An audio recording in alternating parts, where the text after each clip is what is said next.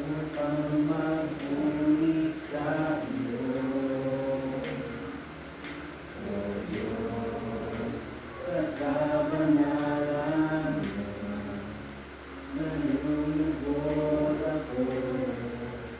Buhay ay iaalay ko. Ang nagwala sa akin. Ikaw lamang ang nagtiwala sa akin. O Diyos, di kita bibinuhin. Magtatapat sa'yo, nalulugod ako. O Diyos, kay buti mo. So, buhay mo lamang tiwala sa amin. Ikaw lamang ang nagtiwala sa akin. O Diyos, di kita bibinuhin. Magtatapat sa'yo, nalulugod ako. Kay buti mo.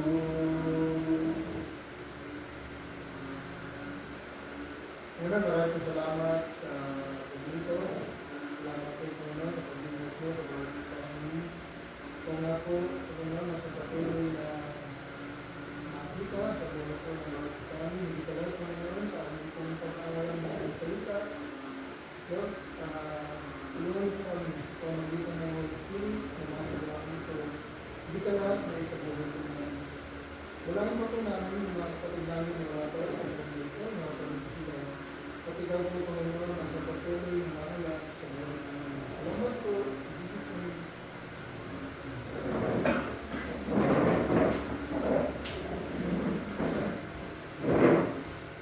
Jesus name.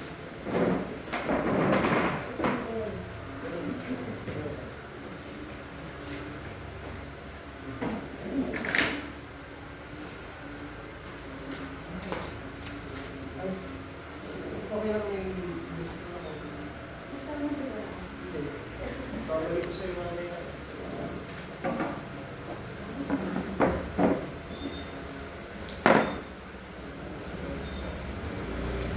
Ito talaga ay sa Santiago, chapter 5. Santiago chapter 5, simula verse 16.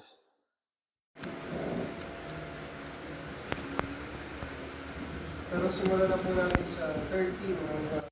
Ulo, 20. 13 to 20. Tayo po'y manalangin.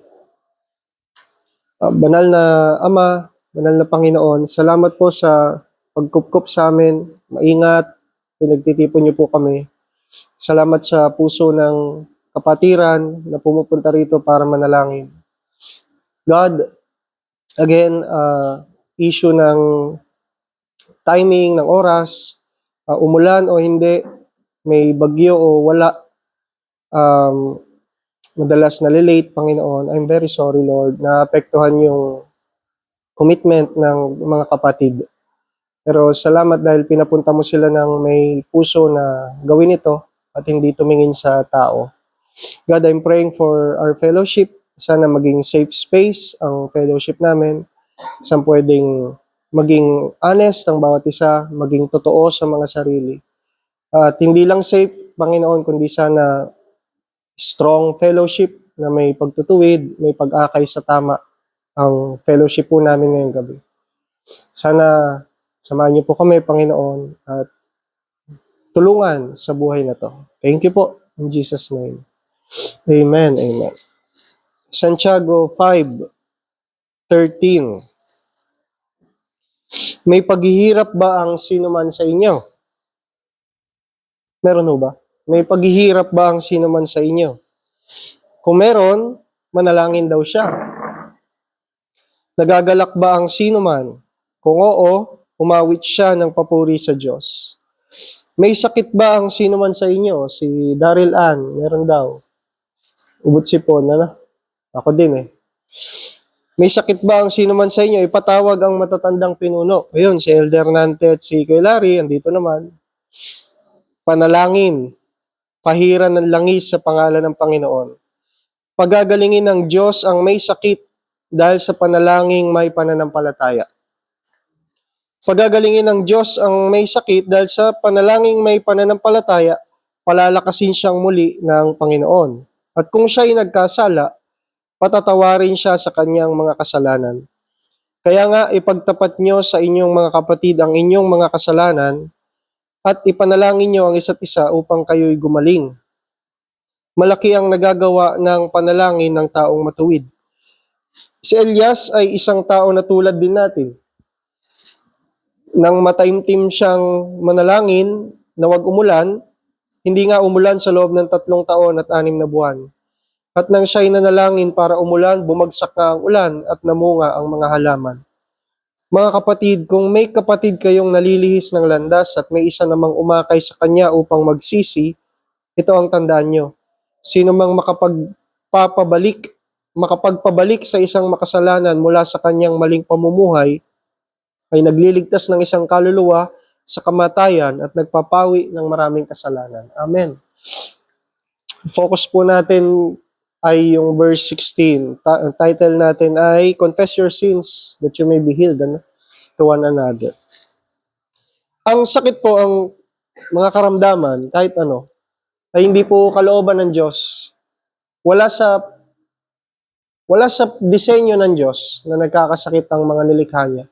Nalala niyo po si Eva at Adan, perpekto, maayos ang lahat sa kanila. Isip, katawan, emosyon, maayos ang lahat. Pumasok lang yung kamatayan nung sila'y nagkasala. Sabi po sa Roma chapter 5. Nung nagkasala si Adan, pumasok ang kasalanan sa sanlibutan.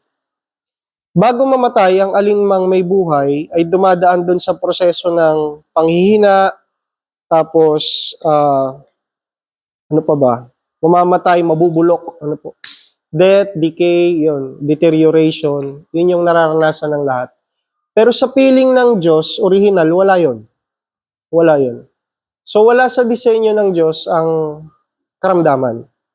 Wala sa disenyo ng Diyos yung kahinaan, kamatayan. Wala yung mga yun. So pwede nating sabihin na hindi plano ng Diyos na mangyari yun sa atin. Bakit kahit Kristiyano ngayon, nakakadanas ng mga yun? Nung magkasala po si Eva at Adan, isinumpa yung sanlibutan. Kung babalikan po natin sa Genesis chapter 3, ang sabi po doon, sinusumpa ko ang lupa dahil sa iyo. Hindi naman direktang si Eva at Adan agad o yung ahas. Sinumpa ng Diyos yung lupa. At ang katumbas nun, yung earth. Lahat ng nandito, halaman, lahat ng kinakain, hayop. Nandito tayo sa mundong isinumpa. Sabi sa Roma chapter 8, dumadaing ang lahat ng nilikha. Inaantay din nila yung pagdating ng Panginoong Hesus. Kasi sa pagbalik ng Panginoong Hesus, doon isasaayos lahat. So kahit yung mga nilikha, halaman, hayop, dumadaing sa panahon ngayon, nahihirapan. Kasi naapektuhan sila nung pagpasok ng kasalanan, nung pagpasok ng kamatayan. So, yun yung nangyayari sa atin. Bakit kahit Kristiyano nakakaranas ng panghihina, sakit, kamatayan, pagkabulok, kasi nandito tayo sa lupa na to, na nag-aantay din nung pagliligtas ng Panginoon. Lahat ng nilikha. So malinaw po yun, ano? Wala sa original na disenyo at plano ng Diyos na tayo ay mahihina, nagkakasakit, namamatay. Kaiba ho sa nakasanayan natin, hindi naman ikinatutuwa ng Diyos na may namamatay. Ano? Hindi siya ganong klase ng Diyos. Kasi nga, hindi naman niya balak yun nung una pa man. Sina Eva at Adan ay nakaranas ng kamatayan, ng pagkaiwalay sa Diyos, dahil nagkasala sila. At damay-damay na tayong lahat doon. Lahat ho ba ng sakit ay dahil sa kasalanan? Alam po natin hindi. Ano? Yung sa Juan chapter 9, meron dong bulag na tinanong, bakit ho kaya may sakit ito, bakit ho kaya bulag to simula pagkasilang? Siya ho ba nagkasala o yung magulang niya? Sagot ng Panginoong Hesus hindi dahil sa ganon. Kailangang bulag siya kasi ipapakita yung kalooban ng Diyos doon sa taong yun. So hindi lahat ng sakit dahil sa kasalanan, may pinapahintulot din ng Diyos na sakit para ipakita yung glory niya. Si Elisha, si Eliseo, si Elisha ho ay namatay sa sakit. Hindi siya pinagaling ng Diyos. So, nangyayari, may karamdaman hanggang umahabot sa kamatayan. Minsan ay pinapahintulot ng Diyos. Pero hindi siya original na kalooban ng Diyos na tayo magdanas ng ganun. Sa muling pagkabuhay, sa bagong langit, bagong lupa, wala na to. Wala nang iyak, wala nang sakit, di po ba? Wala na lahat. Kasi ibinalik tayo doon sa original na disenyo ng Diyos. So, pero may mga sakit na dahil sa kasalanan. Yun yung makikita natin dito. Tingnan po ulit natin yung verse 16. 15. Pagagalingin ng Diyos ang may sakit dahil sa panalangin may pananampalataya. Palalakasin siyang muli ng Panginoon. At kung siya'y nagkasala, patatawarin siya sa kanyang mga kasalanan. Kung nagkasala siya, kaya siya nagkasakit, hindi lang siya pagagalingin dahil sa prayer ng matuwid na elder o matuwid na leader, patatawarin din siya ng Diyos kung dahil man sa kasalanan. Pero kung hindi naman dahil sa kasalanan, hindi kailangan patawarin. Pagagalingin lang. Ano po? Pero nabanggit din doon sa verse 16, kaya nga, dahil may mga kaso na dahil sa kasalanan yung sakit, ipagtapat nyo sa inyong mga kapatid ang inyong kasalanan at ipanalangin ang isa't isa upang kayo'y gumaling. Malaki ang nagagawa ng panalangin ng taong matuwid. Anong ibig sabihin ng taong matuwid na nananalangin dito? Kapag ako nagkasakit dahil sa kasalanan at pinagpray ako ng leader na walang sakit, pwede natin isipin, matuwid siya, hindi siya nagkakasala sa panahong ngayon. Ako may kasalanan ngayon, kaya ako may sakit. Si leader, wala. Matuwid siya ngayon. Hindi siya bumabagsak sa kasalanan ngayon. Pero sabi ng Korinto, huwag magmalaki. Kasi baka siya din naman bumagsak doon sa kasalanan na hinaharap niya. So, may panahon na matuwid yung nananalangin sa'yo dahil hindi siya bumagsak sa kasalanan kinabagsak mo. Hindi siya nagkaroon ng epekto ng kasalanan na yon. Sa kasong ito, sakit. So, papakinggan ng Diyos yung panalangin niya dahil matuwid siya. Gagaling ka dahil sa panalangin ng kapatid mo na yon. E teka, para naman tayong Katoliko dito, bakit natin kailangang ipagtapat sa kapatid yung kasalanan? Di ba yung pare, no? Nadaan yung mga tao sa pare. E pati pala tayong born again, kailangan gawin niya? Kailangan pa pala nating ipagtapat yun sa, hindi ba pwedeng dumirekta sa Diyos? Alam niyo po, mga kapatid, minsan yung kinikimkim na kasalanan, nagpapabigat din talaga ng isip tsaka katawan. Yun po yung preaching sa Sunday. Panalangin ni David sa Salmo 32, awit 32. Sinabi niya, nung hindi ko inaamin ang aking kasalanan, ako'y hinang-hina, halos mamatay. So may physical na epekto pala yung kinikimkim na kasalanan. Meron din. Magkakadugsong yung katawan, kaluluwa, espiritu talaga. May epekto siya. Kapag binaliwala mo yung spiritual na bagay, nagkakaroon ng epektong physical din. So, may bagay pala, may saysay pala. Magpakumbaba, kapatid, pag-pray mo nga ako, talagang nauulit ko pa rin yung kasalanan na yun. Ikaw, ba't hindi ka bumabagsak sa kasalanan na yun? Ano bang ginagawa mo? Siya yung matuwid sa panahon na yun. Tulungan mo nga ako, pag-pray mo ako, gabayan mo ako. Pwede pala yun sa fellowship po natin, mga kapatid. Hindi pala yun, bahala ka, masuwayin ka eh. Matigas ulo mo, bahala ka. Pag may pray na lang kitang gumaling, hindi pala yan. Pwede mo pala siyang gabayan. Pagtapat nyo ang inyong mga kasalanan sa inyong mga kapatid. At siya'y gagaling. Verse 17, maganda po yung banggit. Si Elias ay isang tao na tulad din natin. Ano hong ibig sabihin nun? Si Elias, di ba, ang tuwid-tuwid ng tingin natin kay Elijah. Pinapakinggan ng Diyos mga panalangin niya, mga himala, iba't ibang klaseng himala, apoy mula sa langit, iba't iba pa. Pero ang sabi ho ni Santiago, si Elias ay tulad din natin, taong tulad din natin. Ibig sabihin, kung saan ka bumabagsak na kasalanan, bumabagsak din doon si Elias. Ano yan? Kakalayan, panlalait. Tao din siya, kagaya natin. Pero may panahon na matuwid siya. At pinakinggan ng Diyos yung panalangin niya. May panahon na hindi siya nagkakasala. Pinakinggan ng Diyos yung panalangin niya, huwag umulan. 3 taon yun. So yung pag-akay po sa katuwiran sa isang kapatid, hindi lang nagpapalakas ng loob, pwede rin siyang pagalingin pisikal ng Diyos. Kung siya'y maaakay mo pabalik sa Diyos, siya'y patatawarin. At ang pangako po ay kinalulugod ng Diyos sa verse 19 hanggang 20. Kung may kapatid na nalilihis ng landas at may isang umakay sa kanya para magsisi, di gumaling siya pisikal, gumaan ang pakiramdam niya, at verse 20, sino mang makapagpapabalik sa isang makasalanan mula sa kanyang maling pamumuhay ay nagliligtas ng isang kaluluwa sa kamatayan at nagpapawi ng maraming kasalanan. Kala po natin, prayer lang tungkol sa may sakit, pahira ng langis, okay na yon. Di po. Marami pong epekto pala yung pagiging honest sa isa't isa. Kapatid, tulungan mo ako. Bumabagsak pa rin ako sa kasalanan to. Kaya ka pala ganyan. Kaya pala lagi kang mahina. Kaya ka pala laging lugoy. Kaya ka pala laging walang lakas ng loob. Pag pinagpe-pray ka, wala kang tiwala sa sarili mo. Hindi ka makapag-lead ng devotion kasi meron ka palang kinikimkim na kasalanan. Damay-damay na, physical, emotional, mental, spiritual. Ang sabi doon, may papanalangin siya ng kapatid na matuwid. Aayos lahat. Physical, emotional, spiritual. So, ang galing po ng Diyos kasi ang gusto po niya, maayos yung lahat sa atin. Hindi lang po individual na lakad. May parte po yung church, yung fellowship, sa kaayusan ng bawat isa. Kung wala po tayong pakialam sa isa't isa, makikita po yun sa pagtitipon natin.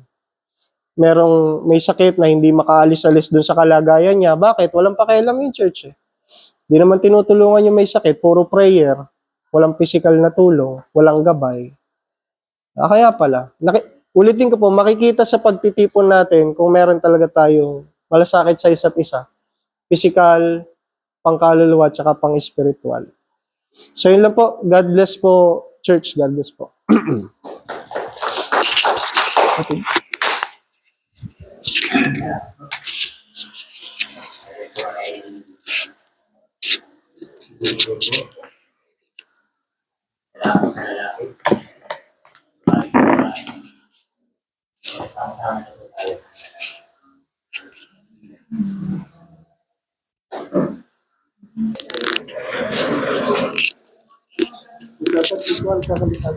Den, ikaw naman din.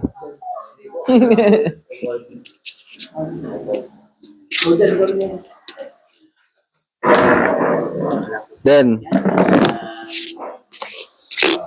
Wala naman si DJ po. Salamat kay Lord dahil yun, bonding na uli kami ginawa sa aming taniman. Mas nagiging komportable ang misis ko pag malamig doon sa lugar eh. Saka ang pinatutuwa ko doon, nakakapahinga yung kanyang reels. Hindi siya masyadong pero nakukuha pa rin, nagagawa yung paraan niya. Kasi pagka nasa bahay talaga, hindi mo yung maaabala kung anong gagawin sa bahay basta nandun lang siya. So, ginagamit ako siya ng strategy. Ayos naman, bonding kami. Sabi nga niya, mas comfortable niya nga siya doon dahil maliit lang yung kanyang nilalakaran. Pagdating sa pahingaan, pahinga siya. Pero pagdating sa lutuan, at salamat din sa Panginoon dahil yun nga, iniingatan kami mag-anak. Kaya isang linggong laging magkakasama o mga pasok na nakaraan. So, andun yung aming banding, mag-ama. Pati na rin si Mel, nakikibanding na rin. Sabi mga So, ayun lang ang buhay namin na talagang iba yung may Kristo ko sa puso. Wala yung, sabi nga eh, may problema dadaanin sa galit. Sabihin, binibigyan tayo ng kahinahunan. Pag-pray po ninyo, patuloy yung aking misis sa kanyang karamdaman. Nga, diet eh, pero parang hindi ko nakikita yung pag-diet niya. Hindi sa problema niya na talagang bumibigay sa katawan niya at siyang lumakad at umilos. Ako rin, sabi nga, health pa rin dahil dati nga ay maaga ako nagising pero nagtiyatangali ako. Kasi nga alam kong wala akong masyadong gagawin sa madaling araw. So, kasi nga yung dati kong habit na mga ganagin. Pero mababaw naman tulog ko. Kung pintawag lang, gising na ako. So, yun lang. Pinagkakasalamat ko sa Panginoon dahil nakikita ko yun siguro. Sabi nga ng ibang matanda, pagka naedad na, maaga nang nagigising din. Right. At madami, maaga daw nagagawa. Salamat sa Panginoon. Tapos, salamat din dahil sa panalangin natin ng panahon. Hindi siya na yung umulan, kagaya mga naranasan yung gusto. Nakatapos ko lang din eh. Kita niyo naman, gusto ko. So, patuloy pa tayo ingatan ng Panginoon sa ating mga ginagawa. Kailangan po at maraming pong salamat. Ayun tayo. Papasalamat ako kasi tanghali na ako gumising sa hindi pa ako may edad. Oo ba? Asa sa iyo? Nagiinig ko kayo. Bata pa lang. Tanghali pa ako gumising. Ayun, purihin ng Panginoon sa biyahe. Pag-uwi namin ng kami ng kapalutuan. Diretso ng bungabong ng books niya. Banding, mga kapatid ni malapit na kami sa Aurora, Quezon. Layo pala yun, malayo. Praise God. Ang sakay namin na yung, tinestig yung aking ba. Uwi ng Panginoon, talagang maayos. Bagamat yung preno pag naman mereno kayo gumagano, umakanta. Yun. Pagkas naman ang biyahe kasi pakahon, paliko pag gano'n. Praise God, nakauwi rin ng maayos. Pandalas nga kami dyan na balita sa TVIPA. Darating kagabi. Malisigad kami ng alas 8 ng gabi. So, naulan, pero pagdating din hindi naman kasi naulan. Uwi ng Panginoon. Kaya ang isip namin, baka bumaha sa North Expressway, South Expressway, Kalamba, sabi niya lang, pero salamat, maganda yung panahon kahit medyo naulan ng konti, hindi ganun makuha. Yun, papasalamat ko kay Lord dahil di po nakakasama namin yung mga kapatid ni Grace kahit pa paano, may mga times na napapasingit natin kung ano yung kalooban ng Lord. Kumbaga, pray pa rin na kasi yung timing kasi, yung perfect timing na may pasok. Kasi ang hirap na Sagrado Katoliko sila, tapos bigla kang bibira, walang time. Pero salamat kasi unti-unti may mga timing, may mga pagkakataon. Bibigyan, napapaniwala. Kasi naisip ko nga po yung na pray tayo ng pray sa ating mga mahal sa buhay na sila yung makakilala. Pero wala naman tayong sineshare, wala tayong binabag. Wala silang naririnig. Kaya maganda, talagang pag-pray pa rin natin na sa takdang panahon ay may share natin yung gospel. Ayun, salamat din kay Lord kasi meron akong devotion na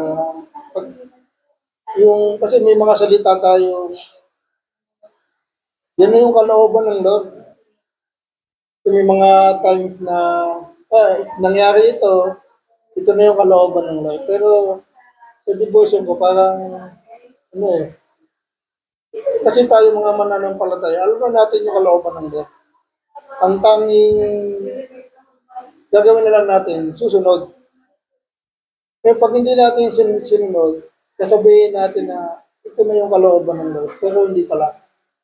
Kasi bunga yun ng hindi natin pagsunod, kaya minsan may mga nagaganap sa buhay natin na may mga hindi natin gusto, ay yun yung tayo rin ang sumusuway sa utos ng Lord. Kaya sabi ko, tama nga rin ang salita ng Lord. Dapat talaga, ito yung kalooban ng Lord, yung masundin natin. At huwag natin iguan sa Panginoon na baka ito na yung kalooban ng Lord, kaya nangyari. Talagang tinatanong ko sa mga isip ko, paano talaga yung totoong pagsunod, yung kalooban ng Diyos, paano susundin. Yun, puri ng Panginoon, yung topic talagang sa buhay natin, kailangan talaga natin i-apply, makita sa buhay natin na kumbaga sa pananalangin, pag tayo may problema, kailangan ipagtapat din natin sa Diyos yung ating mga kasalanan. Kasi hirap din yung tayo magpapapray, pero sabi daw, kung hindi mo rin naman may pagtatapat ang iyong kasalanan, useless din. Wala rin yan, wala rin. Wala rin. Okay. Kumbaga, parang ipinakita mo lang na okay ka, pero alam ng Lord kaya ano yung puso mo. Kaya, pinakamabuti talaga, magtapat tayo sa Diyos. At higit sa lahat, kung meron tayong pagtatapatan ng tao na pwede natin pagkatiwalaan. At tayo ipapanalangin, sabi nga doon, kung siya'y matuwid, ay bibigay ng Diyos yung kagalingan. Kaya purihin ng Panginoon kasi pinapakita sa atin na kahit tayo tao, pwede tayong mag-pray, ano man yung ating kailangan. Basta, magtatapat tayo kay Lord. Magiging matuwid tayo. Kasi, sabi nga, kaya pala may mga times na kahit pray ka ng pray, kung hindi ka naman tapat sa Diyos, hindi ka tapat sa sarili mo, wala rin. Talagang hindi ka nga pagagalingin. Tapos at the end, sisisihin mo pa ang Lord na bakit ibinigay sa ito. Ikaw yung may problem. Kaya kumbaga, yun na yung alam mo na yung kalooban ng Lord, hindi mo ginagawa, may problema pa rin sa iyo. Ito yung bunga ng dahil sa pagsuway mo, yun, kasalanan. Kaya nananatili ka doon. Kaya praise God, talaga yung mga salita ng Diyos ay sabi nagpapaalala. Kaya nga sa bawat galaw, kilos, talagang sikapin natin kahit sa pagkasalita. Yun, purihin po ang Panginoon sa kanyang salita. Sa akin naman po, puri ng Panginoon natapos sa conference ng leaders po. Sa Sunday po, mag-share kami ng mga natutunan namin sa leaders. Pero mag-share din ako dito ng isa lang. Yung sabi doon, don't let discipleship ends in you. Sabihin lang, huwag mo nang hayaan na sa'yo matapos yung leadership. Kumbaga, parang challenge dito sa atin ko ay ayoko muna sa akin matatapos yung discipleship dito sa bahay. So, malaking challenge na mag-disciple talaga.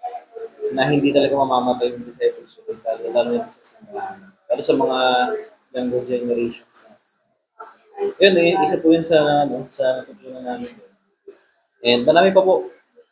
Hindi ko lang talaga maano kasi maubos na time natin dito pag share ko lang. And ngayon, purihin po ang Panginoon.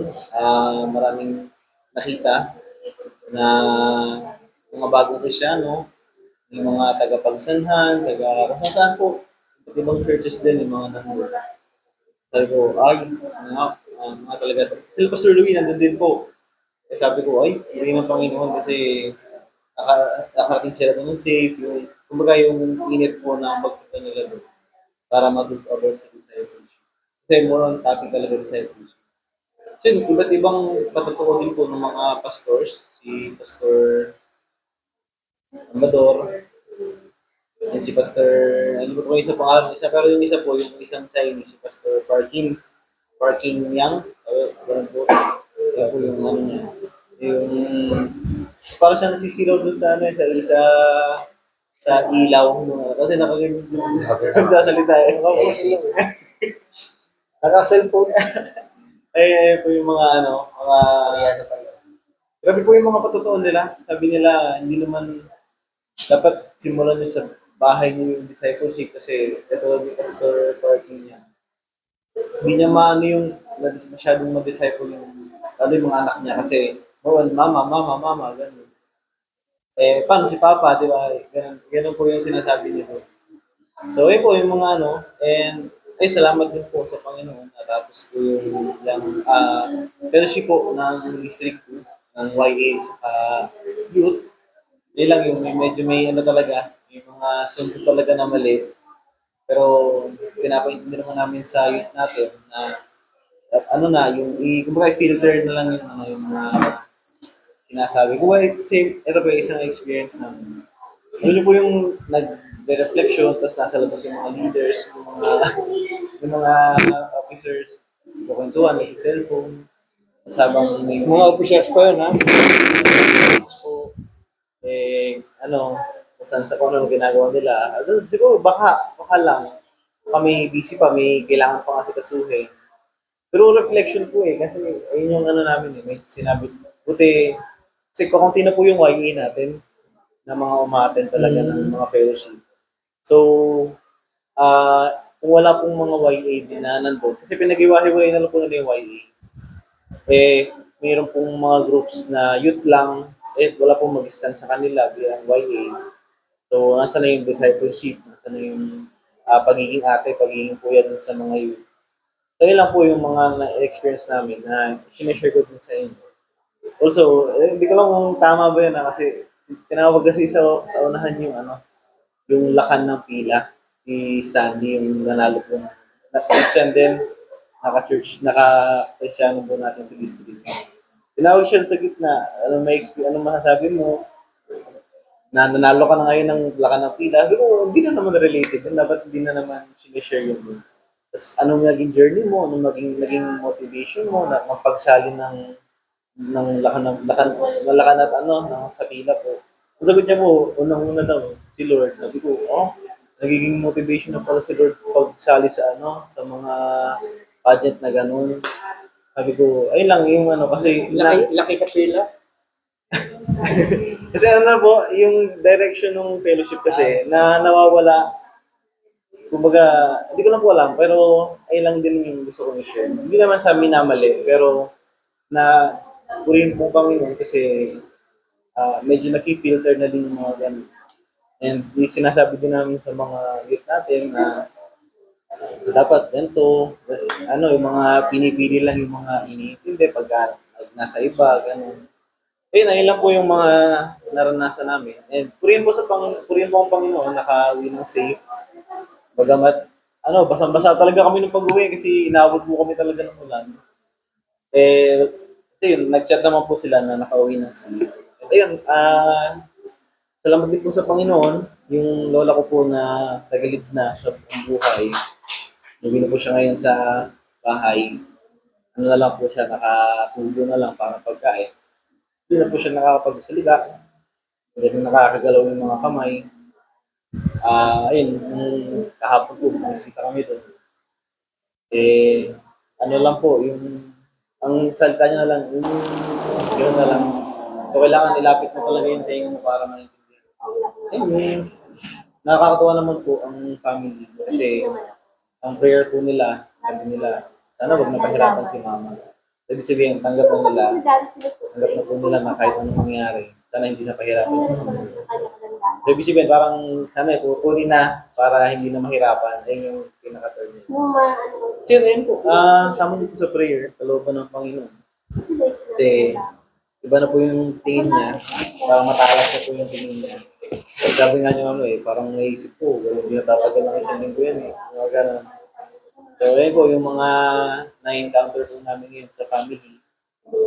Sama niyo po sa panalangin, spiritual na laban, mental na laban, lalo na sa emotion.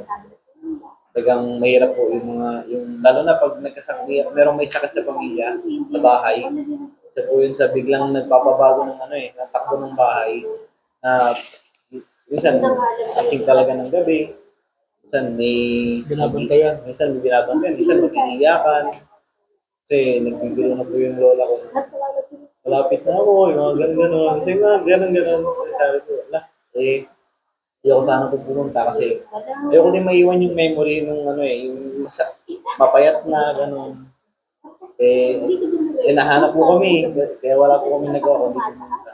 Ayun, kalooban lang po ng Panginoon kay Lola. Ay hindi na rin pahirapan na patagalin yung paghihirap. Tanggap naman po ng family yung kalagayan. And yung kalooban po ng Panginoon. Also, yung kay Mama po, sa prayer, medyo nag-iisip-isip. Hindi ko lang may sinabi sa akin kanina eh, na medyo magpo-focus muna siya sa pagpagaling, pagpapa-opera, ganun. Kasi parang hindi ko pa lang kung titigil niya muna yung tindahan para makapag-focus sa pagpapa-opera. Pero sabi ko, man, hindi mo naman yan control kung ano, kung ayaw naman ng pang-napagilan ng tindahan, kung ayaw ng pang-opera, wala tayong magagawa. Sa go lang tayo sa kakagustuhan ng Panginoon. Ay lang po yung sinabi ko kayo. So, kay Papa po, and nakapirma ng kontrata, then, ayun, tuloy-tuloy na po siya, 2 years. And, ayun, ang extra prayer namin, yung kaligtasan niya doon, physical, lalo na, panggabi po, kasi hirap din po ng panggabi doon. Tapos, pinobang pa gabi-gabi yung mga nasa paligid po nila. So, pag-iingat lang po kay Papa sa premier pagpasok po. And also yung yung disiplina. Kasi habang bata, hanggat walang disiplina, nahihirapan kaming pamilya ng palakihin lalo. Sumir na kung walang disiplina. Yun lang yung prayer ko, yung disiplina. Lalo-lalo na sa gadgets, time management. And ano po, ayun, sa Panginoon po ang papurihan. Salamat po. Nagpapasalamat ako sa Panginoon sa isang linggo na pag-iingat niya, pagmamahal. Ayun. Nito mga nakaraan, medyo ako medyo mayabang ako. Hindi, talaga naman eh. Oo nga po. Na lumalabas ako na kahit na ulan. So, ang reasoning ko, kailangan kong magkasakit. Kasi ang tagal ko nang hindi nagkakaroon ng sakit. Kumbaga para mabalance lang yung katawan. Yun. So ngayon, binigay ng Lord. Pili ko lalagnatin ako. So sabi ko kay Ryla, inom tayong gamot. Kasi si Ryla nakakaroon. Ayun. So, ibibigay ng Lord ang hinahanap mo eh. So, kung humihingi siya ng sakit, papakita niya sa iyo yun. So, what more pa pagka humingi ka sa kanya ng kabutihan, mas matutuwa ang Lord kung hinihingi natin. Anyway, bukod po doon, meron akong dilema. Meron akong agam-agam patungkol sa church. Tagal ko na po itong iniisip. Ngayon, parang siguro, konektado naman sa topic yung maging tapat, maging honest. Ang member, kapag nagkaroon po na problema, nagkaroon ng kasalanan, pwede siyang sumangguni sa kung sino naman, sa leadership. Ang tanong ko naman, paano pagka yung leader na? Sino ba yung magko-correct sa leader? Kapwa niya rin ba leader? At paano nagre-react yung leader dun sa kapwa niya? Nakukumusta niya ba yung kapwa niya leader? Most especially in this church. Nakukumusta niya ba? Meron bang kumustahan? Halimbawa, kumusta ka sa pamilya mo? Baka mamaya ang husay po dito. Biglang pagdating naman sa pamilya, hindi na okay makitungo. Yun lang po yung question ko. Yun lang yung mga agam-agam. Tagal ko na siyang pinag-iisipan. Nahanap lang ako ng tamang tao na mapagtatanungan. Ngayon po, ito, parang sabi naman din sa verse natin na kasalanan. Na kung saan, kapag hinihingi mo ng tulong, mas mapapagaan yung loob mo. Siguro, baka nagiging judgmental lang ako. O kaya, ipanalangin niyo po ako sa ganung ugali, pagpangungos niya. Pero, ayun nga yung matagal ko ng tanong. No? Si member, pagka nagkaroon ng kasalanan, nagkaroon ng problema, pwede siyang tulungan ni leader.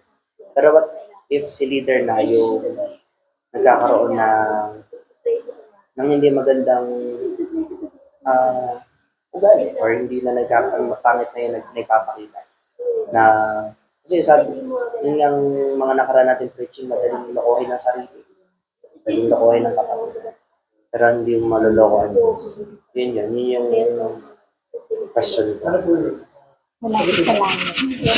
Yun na lang po muna siguro, hindi po hihirapan akong i-disclose po kasi, pero yun nga, ano ba yung nagiging paano nagre-react si kapwa leader dun sa bagay na yun, kung na-check man nila. Kasi hindi naman po natin araw-araw na-check ang isa't isa. Ayun. Kasi medyo nakakalungkot na. Hindi naman kasi sinabi ng Bible na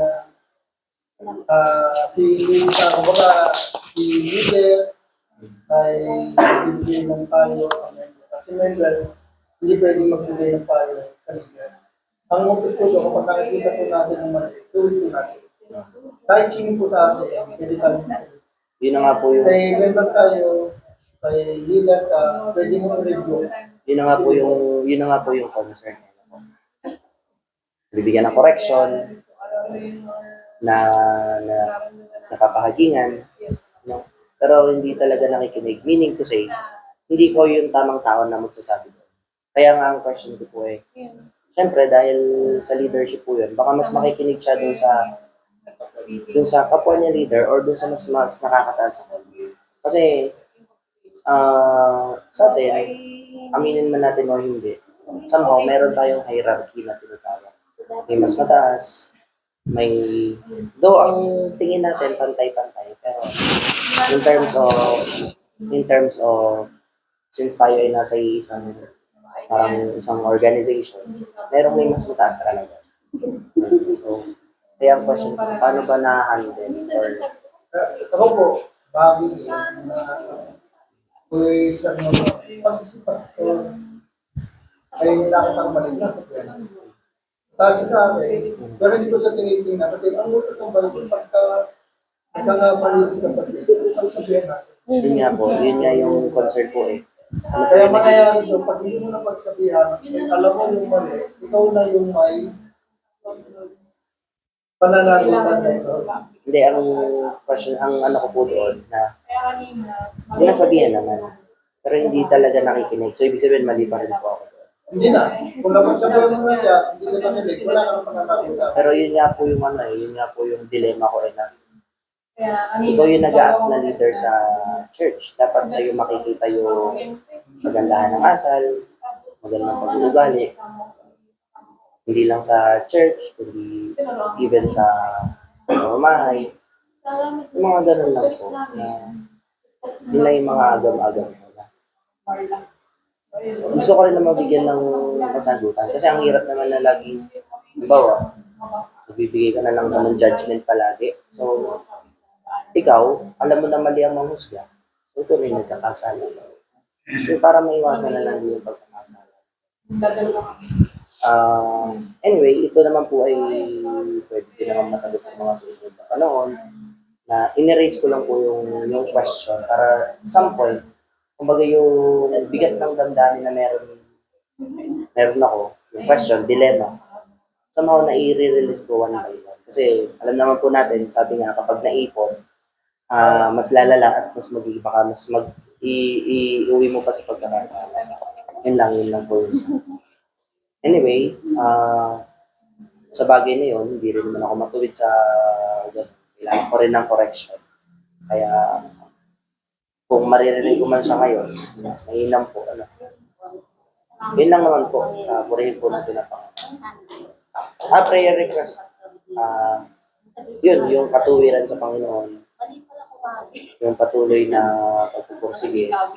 Kasi, fall short po talaga tapos ay kalakasan sa pangarap. Most especially ng aking pamilya.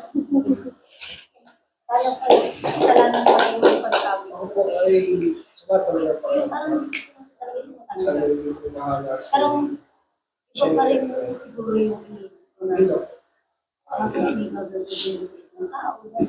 Narinig ko. Narinig ko. Kasi napakarandan mo. Pasensya na po talaga. Kung hindi po ako mag-i-speak, baka naipasa ko na lang po kung hindi na ako dadalo sa pasensya na. Nahanap ko nga yung wala. Simple. Ano lang. Tulog. Kahit Tawa tayo. ilan po, sa akin yung hawak ko. Ang hirap pag nakawa sa ko. Sa share.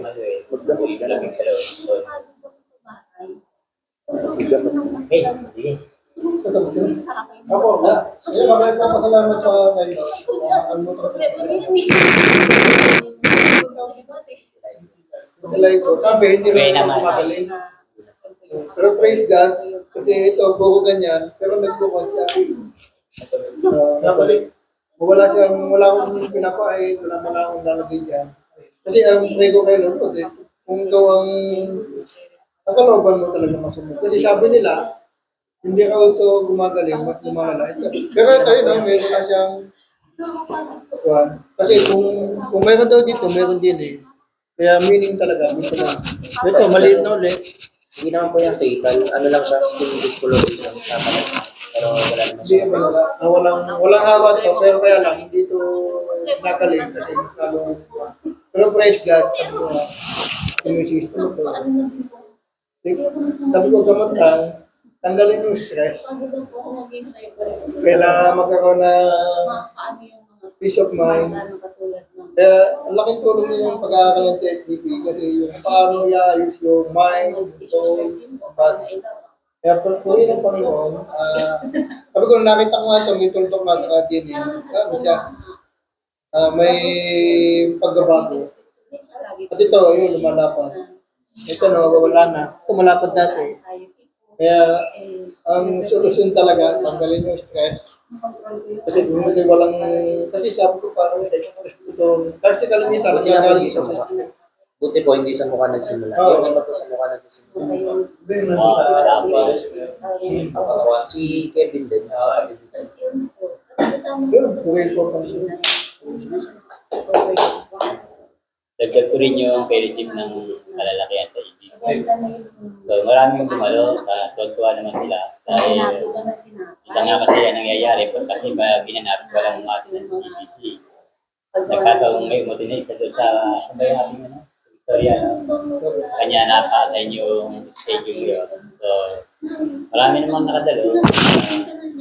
Patuloy na, dagdag ko sa panalangin yung ano, yung kalalakihan sa December, kakaroon ng Christmas. Hindi ko lang alam, hindi Christmas party tawag eh. Na nawa, yung EBC na sinasabi niya na marami silang sumuporta, ay sumuporta rin sa mga ganung gawain, hindi lamang sa kanilang lugar, hindi sa iba't ibang churches ng ganyan-ganyan. I-pray po natin sila na mag-usan yung isipan nila na nakijoin. Kailangan ko, okay, tayo po ay mananalangin. Diba? Tayo po, lahat po tayo sa pagpapay na